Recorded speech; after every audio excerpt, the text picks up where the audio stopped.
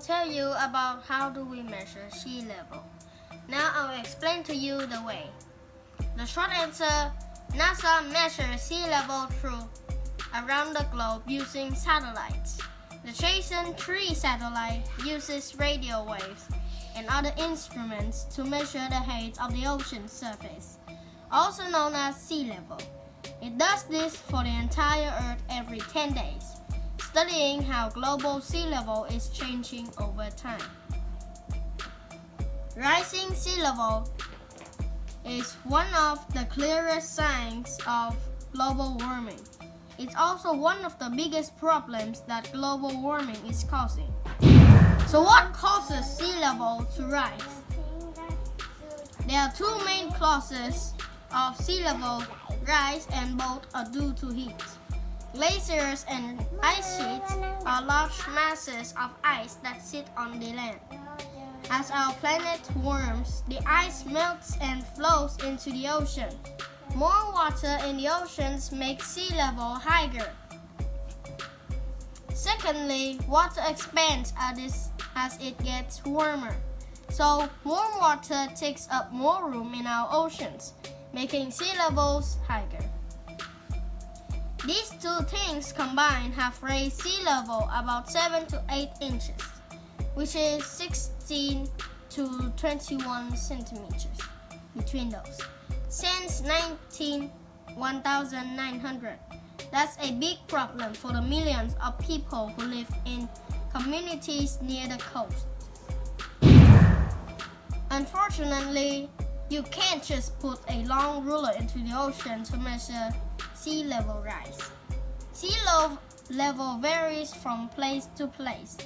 This is because of differences in geography, gravity, temperature, ocean currents, and tides. Oceans cover about 70% of the world. So to know how much sea level is rising all over the planet, you would have to have millions of rulers in millions of different places.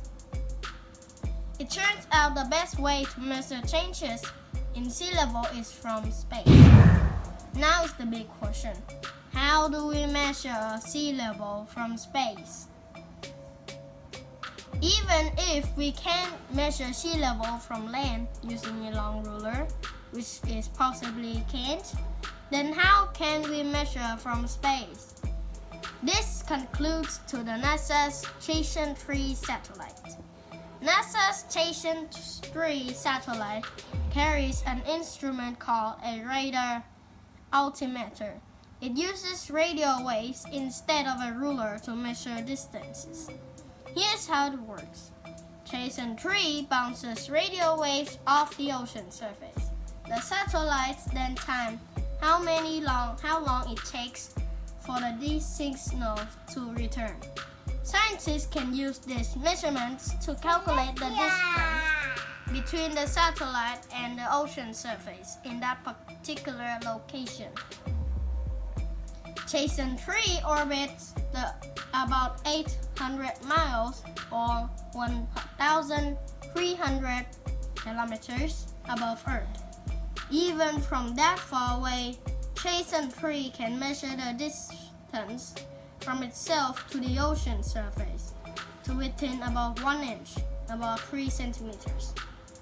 Jason-3 also has instruments that allow scientists to measure the distance from the satellite to the center of the Earth. Now let's do some math.